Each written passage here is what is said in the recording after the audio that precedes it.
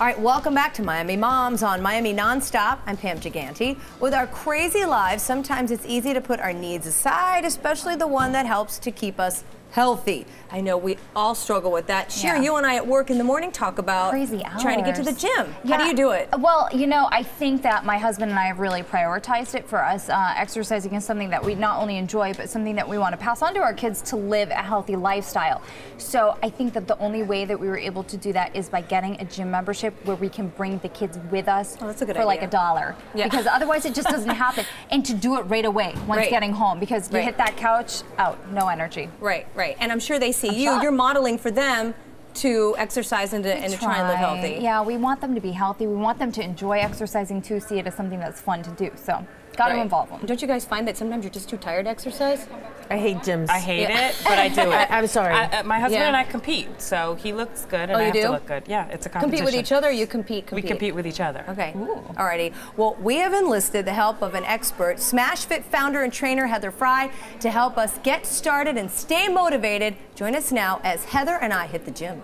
Great to see you. Thank you. Happy New Year to you. Happy New Year to you too. Okay, so this sets us up for a lot of people, and we know you out there have probably made it your New Year's resolution to get back in shape, at least to hit the gym, to feel fit. But some people have to really set themselves up with really astronomical goals, and they fall off the wagon really quickly, and then they're done. How can we keep from falling off the wagon? Okay, well, it is discouraging, and you shouldn't set yourself so high. I'm going to lose this much weight in this much time. It's really unnecessary to do that. Start with smaller goals, okay? First of all, it is good to lose and safe to lose about a pound per week. Okay. When you're eating well. When you lose a lot of weight initially, it's usually water. So don't stop eating. Don't stop. The truth is you've got to keep eating. Okay. So, but eat the right things. You have to eat the right things. So the first step, here's a great goal. Here's your great first goal. Stop eating the things you know you shouldn't. Junk. Right, but it's not even junk. You know that thing where you go, I shouldn't be eating that, but if you have to say but, then don't. Okay. Okay, if you have that little feeling like, don't. And we're talking things that are pretty obvious. Too much sugar, too much starch. How about like if you're at your office and there's a birthday cake for one of your employees? How about the cake or the pizza at your child's birthday party? Okay. You don't need to be eating that. Okay. So there's a little strategy. You're saying, well, I really like that stuff. Okay. So the first thing, don't go to the party hungry. Yeah. Don't go hungry. No, I'm going to stay on track, so I'm not going to eat the things that I know I shouldn't. So fill up. Now let me ask you this. The birthday party at work, the cupcakes, whatever people bring in. Can you have a little nibble, or should you at first really just give all that up and just say no? Say no. Okay. Say no. There is a mental game to this. And every time you go, well, maybe this, maybe that, then where does that stop? So when you're doing it, I call it reduction mode.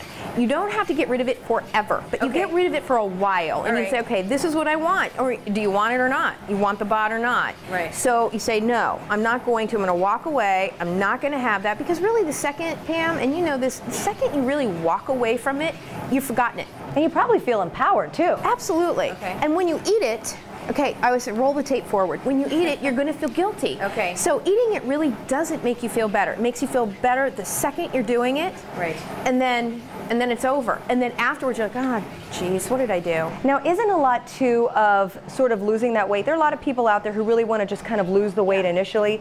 Isn't about 70% of that what you eat, and then maybe the 30% is the exercise? 70, 30, 80, 20. Okay. It is. And I know people are like, well, I love the exercise. I'm always going. I go to the gym. Right. You're right. The nutrition is the hardest part. It really is, but it doesn't have to be.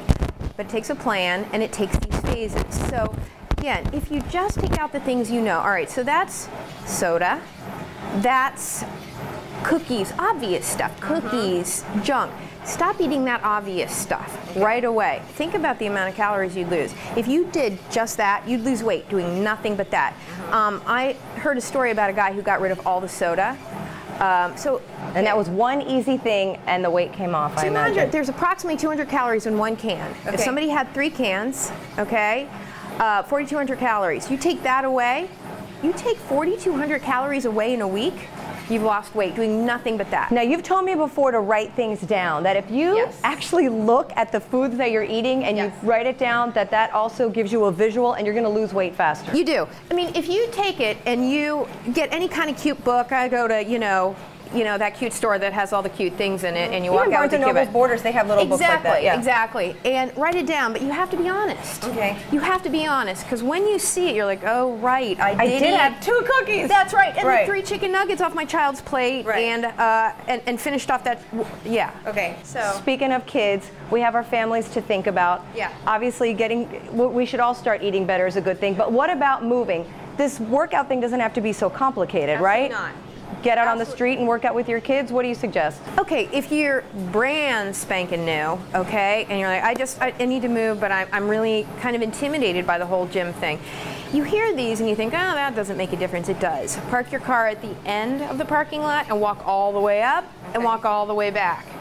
Take the stairs. Think about that. If you work at a place or anywhere you're going, stairs are awesome. If you can walk farther or walk up the stairs, that's going to help you. I mean, that's every bit of extra movement is important. You know what we've done, which I really like too, is we started going for family walks. It's good family time. Awesome. So we'll walk or maybe jog, and the kids get on their scooters or their bikes, and we're all out doing something together. And we were just chatting too about tag. If you were to play tag with your kid, just getting in this position and that, workout, glute workout, everything. Awesome. So next time we're going to actually exercise. All right, let's do it. All right, if you have any fitness questions, you can send us on Twitter. We're at Miami Nonstop, or go to facebook.com and search Miami Nonstop.